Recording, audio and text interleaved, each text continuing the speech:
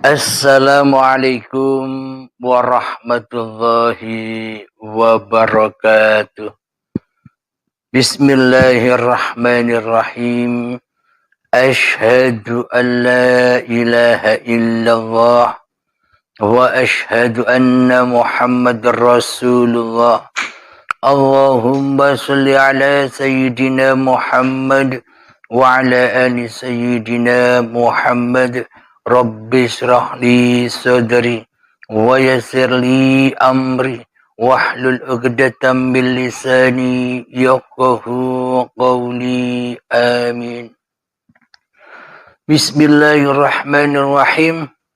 Salam takzimku buat para sahabat-sahabatku tercinta dimanapun Anda berada. Semoga kita semua senantiasa di dalam keberkahan Allah Subhanahu wa Ta'ala.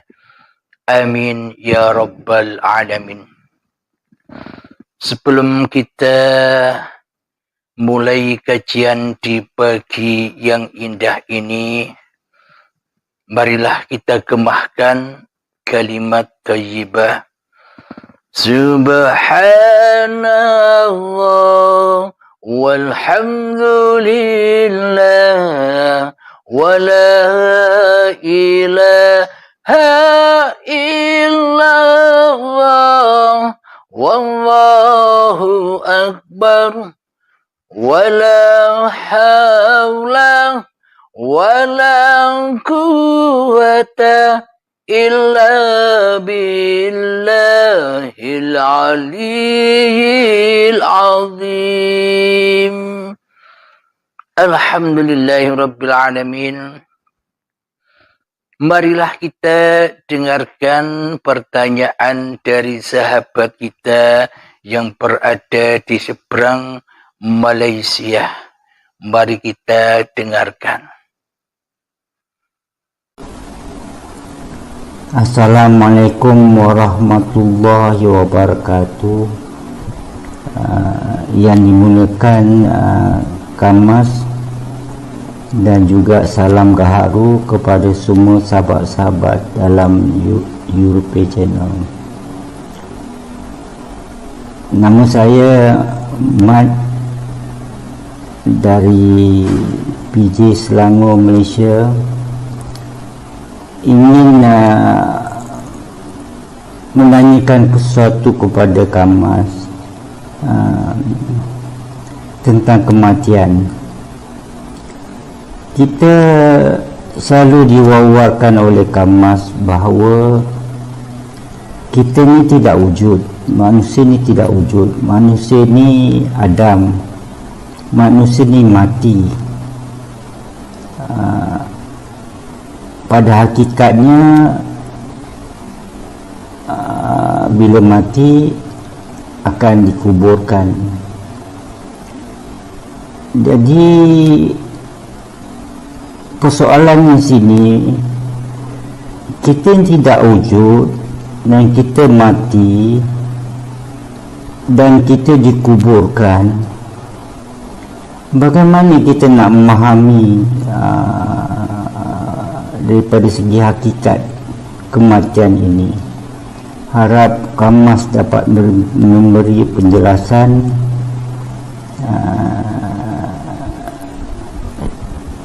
dan saya ucapkan terima kasih dan diakhiri dengan Assalamualaikum warahmatullahi wabarakatuh. Waalaikumsalam warahmatullahi wabarakatuh. Alhamdulillahirabbil alamin. Pertanyaannya, bagaimana cara mengaplikasikan semua paparan-paparan di dalam urip Allah ini yang mana diketahui dengan kenyataan di dalam ajaran-ajaran agama kita sendiri, yakni di dalam ilmu tauhid bahwa Allah itu wujud, selain Allah Adam. bahwa Allah itu hidup, selain Allah mati, bahwa Allah itu berkuasa, selain Allah tak punya kuasa walaupun sebiji darah.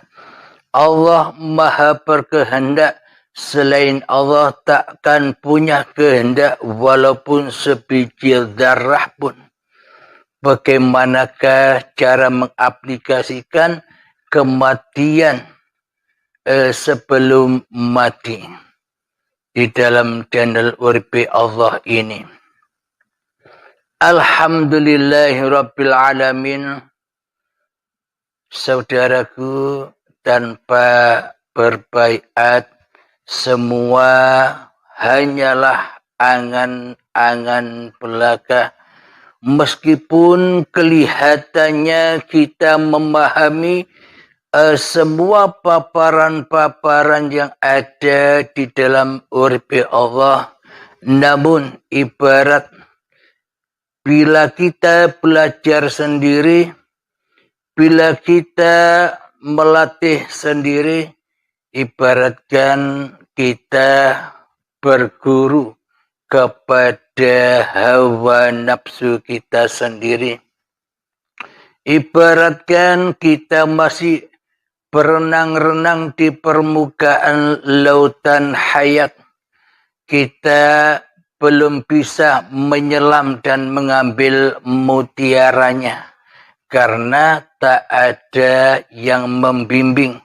Karena yang kita rekrut di dalam pembimbing kita, di dalam mursyid kita selama ini masih hawa nafsu kita sendiri. Yang merasa paham, yang merasa mengerti masih iblis dan setannya. Yang mana iblis dan setan takkan pernah rela, takkan pernah ridho bila kita kembali kepada Allah. Bila kita roji'un kepada Allah.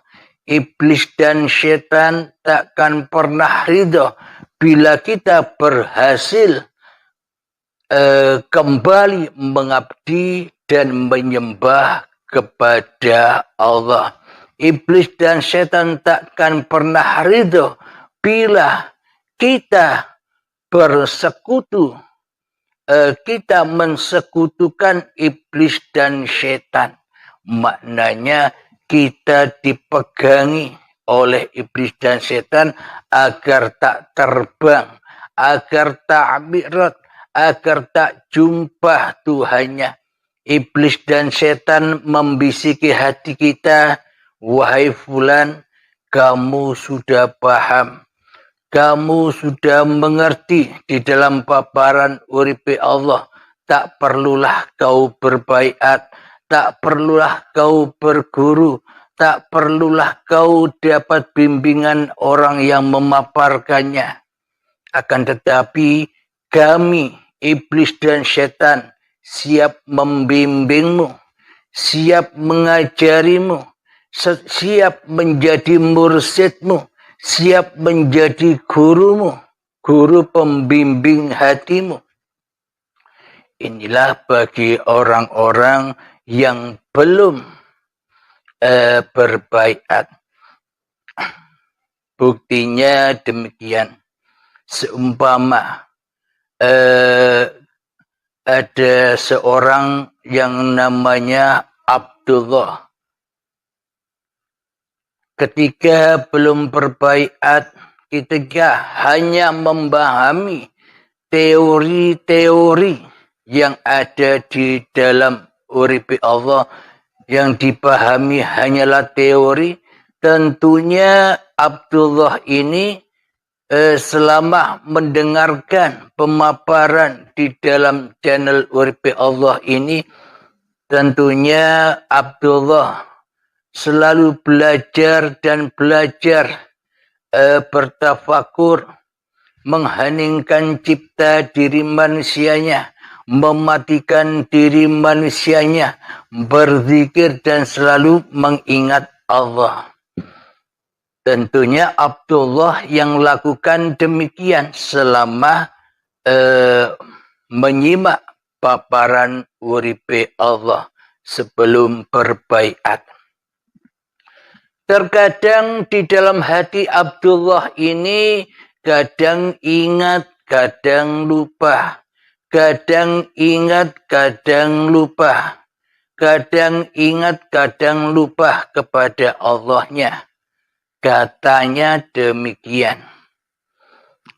Ketika Abdullah lupa, yang lupa Abdullahnya. Ketika Abdullah ingat, sedang ingat, yang ingat dan yang sedang ingat, ya Abdullahnya. Jadi lupa dan ingat masih dirajai, dituhani, dikuasai oleh Abdullahnya. Mana posisi Allah sebagai Tuhan yang mentuhani Abdullah? Sementara di dalam ingat dan lupa masih dikuasai, diakui oleh Abdullahnya. Inilah bukti bila tak berbaiat maka semua hanyalah angan-angan belaka dan tak akan pernah bisa mengaplikasikannya. Karena belajar tanpa guru pembimbing, ya disesatkan oleh hawa nafsunya. Alhamdulillahirabbil alamin. Bagaimana mengaplikasikan mati sebelum mati, sedangkan kita kenyataannya masih hidup, sedangkan wujud manusia kita masih terwujud, sedangkan hidup manusia kita masih terasa hidup, sedangkan kekuasaan manusia kita masih berkuasa atas kehidupan ini. Bagaimana cara mengaplikasikan itu semua? Alhamdulillahirabbil alamin. Jadi untuk mengaplikasikan itu semua, maka yakini dulu agama yang kita anut, yakini dulu bahwa sesungguhnya Allah sebagai pencipta diri kita, bahwa sesungguhnya uripe Allah itu lebih wujud, lebih hidup, lebih berkuasa atas badan-badan kita yang selama ini kita akui sebagai badan milik kita. Jadi sesungguhnya hidup inilah, jadi sesungguhnya uripe Allah inilah yang lebih nyata daripada segala sesuatu, bahkan badan-badan ini.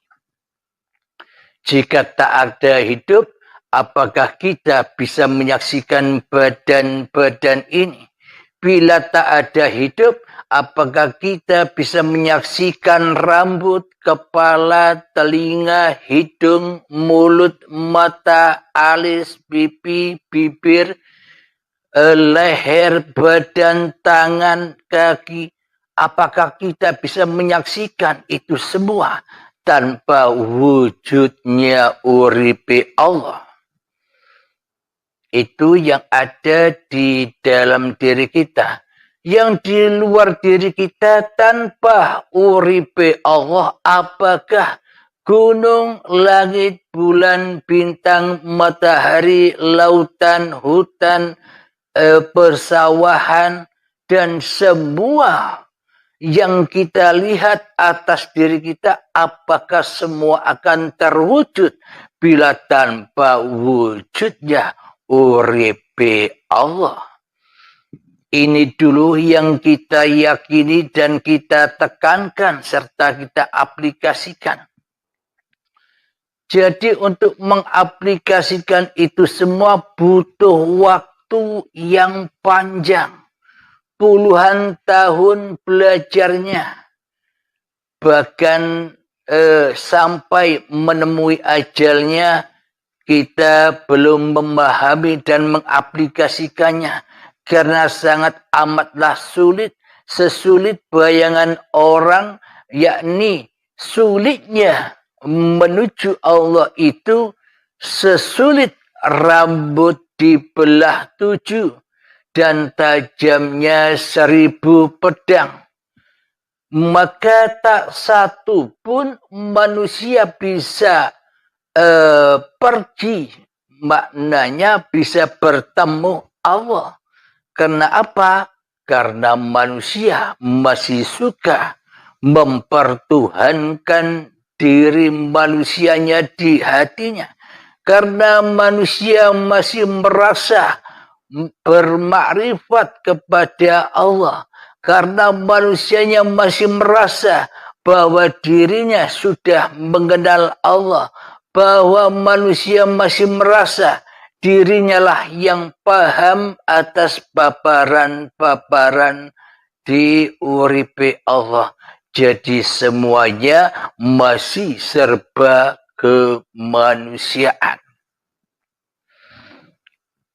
Itu membutuhkan waktu dan perjalanan yang panjang, masa yang panjang. Belum tentu usia kita sampai, maknanya berlomba-lombalah dengan ajal.